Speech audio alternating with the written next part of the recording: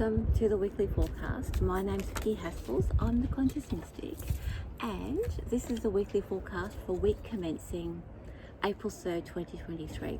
I'm coming to you from Fremantle in Western Australia, so I have crossed the country, crossed the Nullarbor, and made it to the other side. It's a beautiful day. The weather has completely changed, and I am in the caravan parks, so there are signs of life. We may get a few disturbances, but it's actually quite pleasant here and very civilized after being on the Nullarbor. So having said that, we're going to do the weekly forecast. It's my interpretation of the tarot cards and what to expect in the week ahead. Like an energy forecast, and I'm going to, as I usually do, choose 6 cards, and those cards are going to represent different parts of ourselves, how we're going to respond to the week, what the energy means, and how we can use it to our advantage, or just give ourselves a bit of a break, because you can see the patterns happening. It's a very universal type of reading, and I always find it really effective, and when I reflect on it, it always feels like that it's very much on point. So anyway, I'm hoping you're enjoying it. Let's begin. I've got my deck here, the Mythic Tarot. I've just been shuffling it as we go. I'm going to choose 6 cards now. So as I said, we've crossed the country. It's a very different climate. We've got a little bit of warmer weather. Very much looking forward to it. Fremantle is lovely, and I caught up with a few people that I don't get to see once a year. I don't get to see very often, or only once a year, because we live on opposite sides of the country. So it's always nice to catch up with people. All right, so I had some good adventures too, by the way. I have chosen my 6 cards, and let's begin. So the first card we're going to have a look at is the expression of the self, where we are this week. Very interesting. We have the Chariot. Have a look at that card. Look at the control. There's a little bit of confrontation. No, not so much confrontation, sorry, a little bit of anger, controlled anger. So in ourselves this week, there'll be a bit of a push on, or a little bit of a nudge to get going. The Chariot is very much an action card. It's not a comfortable card, but it gets us out of our comfort zone a little bit, because we'll be confronted by things that make us a bit cranky. It's those cranky things, though, or those little nudges, that are the things that prevent us from, or have been preventing us from moving forward, or just we're trying to stay settled. Oh, I want to do this, but I don't want to do this. So the Chariot nudges us out of that comfort zone, and it is a little bit cranky. But you know what? It gets offset by the other cards that are around. And now I apologise if you can hear that beeping. As I said, we are in a caravan park. All right, so the next card we're having a look at is the unconscious self, or the guide self. Now this card is how our soul is going to help us to get those nudges, to work through those nudges effectively, to the best of our like to work with what's best and how we work best. And sometimes, if you're like me, I get a little bit stubborn. Those nudges can be a little bit of a shove. But the card we're having a look at here is the Knight of Cups. The Knight of Cups, when it's working in our unconscious self, it's going to I guess in this case, the feeling I'm getting is that we're going to be nudged out of those places where we are romanticizing, or making something that it's not. So where we start, and I know I do this, we start to grandiose our plans, or make them bigger and grander and grander and grander, to the point where we think, oh, that's too big, that's too much, I can't do this. And so the Knight of Cups is going to show us a little bit where we're getting too grandiose and bring us back down to earth. It's going to, and almost I get a sense that it's going to show the ridiculousness of those grandiose plans. It's like, hang on, let's rein it back in. And it's funny when I say rein it back in, because the knight is always on a horse. So in other words, we'll get a nudge in our conscious selves. We're going to get cranky because we're not doing it. We know we should and we're not doing it. And then whenever we start to think, right, I'm going to get this done, to make it bigger than Ben-Hur, the Knight of Cups is going to come in and think and show us, well, you know, you're going a little bit too far. Let's rein it in. And it's funny that it's bigger than Ben-Hur, because look at that card. It's almost like that Ben-Hur analogy. So it'll be a very, it could be a sledgehammer, it could be subtle depending on the level of self-sabotage that you're using, or the level of stubbornness, if you're stubborn like me. However, when you start to recognize, now that we see this, we can recognize it and just think, okay, yeah, that's in play. That's actually helping me. I'm not going to push back at it. I'm going to say, well, okay, you're showing me that I'm going a little bit too far, because you know what? It's about keeping it simple. So when we want to follow our plans, we're sort of sabotaging ourselves or blocking ourselves.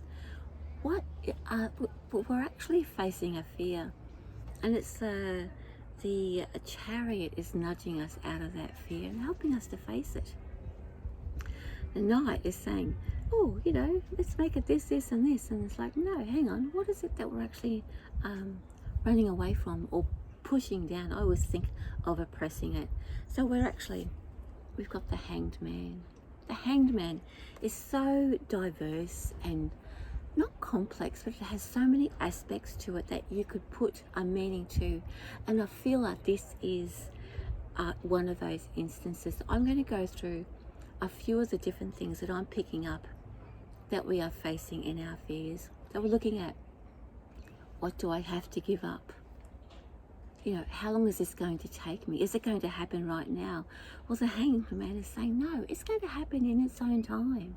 So whenever we approach a project, oftentimes we think, oh, everything's going to happen all at once and I'm going to have to work it all out. No, the Hanged Man is here to remind us that everything unravels or reveals itself in its own time. The sacrifice, what am I going to have to give up? And again, we only give up that which we don't need anymore, that which is getting in the way, rather than giving up and sacrificing a part of ourselves that's quite precious and needed in this time. Now, the other thing about the Hanged Man is that what is it going to chip away at our sense of self and who we are? The Hanged Man is perfect in that it reveals in itself those parts of us in our own time, and that which needs to be released or is necessary to let go. And this is the critical part I want you to remember, in our own time. So all of that overwhelm that the Hanged Man brings in is like, oh, this is going to happen. That's the fear.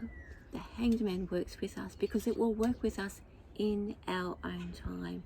So when it does show up, oh, I'm going to have to sacrifice this, the Hanged Man comes in to say, in your own time. It's okay. Yes, this is a sacrifice in your own time. And you'll only need to release it because you don't need to do that anymore. That's actually getting in the way. And that's to see how those cards are now all working together. All right. All that working together, working for our highest good. What is the reaction or the response? Temperance. So isn't that a beautiful card? Balance. So every time we get all this sort of energy build up and I've got to do this, we then bring it back into balance. We will actually see the pattern at play. We will recognize what's actually required, and our reaction will bring it back into balance and see the sense. We'll bring the sensibility in. We will bring the work in. We will face the issues. We'll accept the self-sabotage and bring the balance back into our lives, because you know what? We recognize how worth it is for us and our self-worth and self-esteem to put energy in and make that next project or the next step our next part of our journey. It's actually like a really an eruption time, but it's a good time because it's clearing the way, getting rid of all that rubbish. All right, what does this mean for our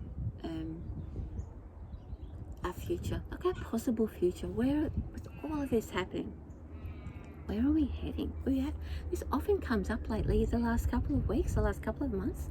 The Four of Cups is now in play. The Four of Cups represents like the future part of us, as again recognizing the out there or the othering of what we want to do. How are we using or accessing the I suppose the non-support or the gossip or the people who are fearful of us changing? It'll all be exposed. That's what the Four of Cups is about. It will be exposed, and it is upon us then to decide, are we going to allow that to shut us again? It's very tentative, right? Are we going to allow that to shut us down, or are we going to decide that, you know what, I'm more important, this is more important, I love this, I want to make this part of my life.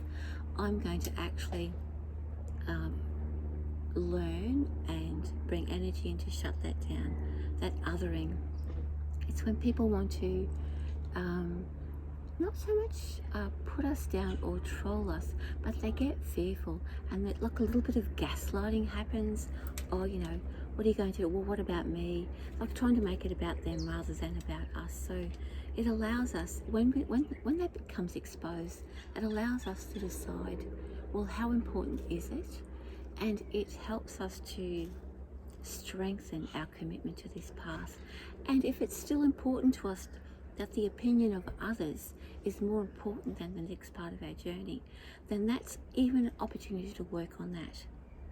You know, how important is it to you? Go back to the beginning of that project and think, well, how important is it to me? Does it need to be adjusted? What is important to me? And so I actually start because I want to impress other people. And that's why the Four of Cups is so important in that process. It's not about getting trolled or gaslit. It's about exposing the little bit of flaws where that project or that next part of our journey will still possibly or potentially fall down. Okay, so the next part we're having a look at is, what does this mean for our soul journey? What is it really all about? How are we shifting and changing in ourselves? I don't know, what is the card? Oh, Death. Excellent. In this instance, the soul journey is preparation. So it's all this week. You can see how this can cycle back, as I mentioned to you.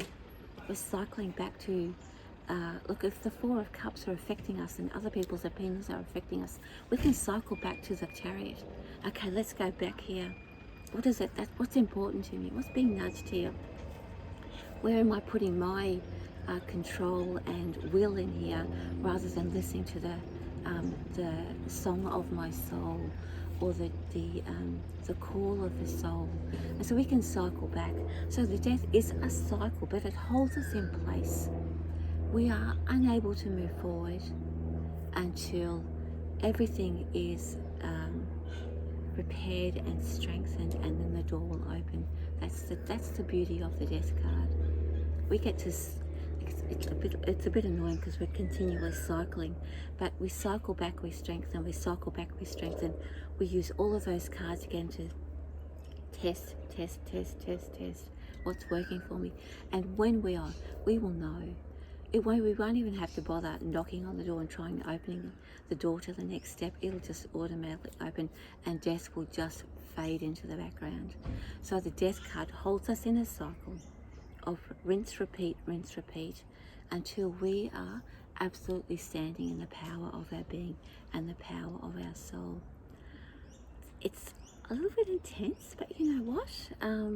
Well worth it. If you stick with it, well worth it, because you, me, we will know and flesh out and bring to the surface what's actually important.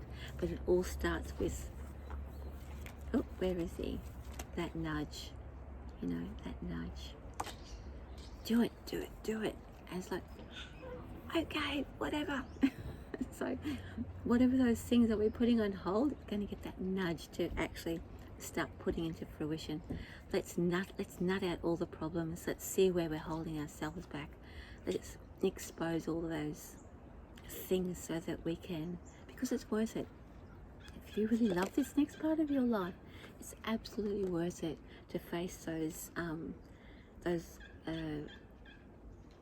not flaws, but those little sensitivities, or the places where it can actually fall down. We're going to sort of tie up those loose ends, tighten up those screws, work out where things can actually fall down and make it strong. We're going to bind this to our true nature and who we are. Anyway, that's the weekly forecast for week commencing April 3rd, 2023. My name's Vicki Haspels. I'm the Conscious Mystic. Thanks for listening, and I will see you next week. Coming to you from lovely Fremantle. Much love from me. Bye. See you guys next week with love from me. Mwah.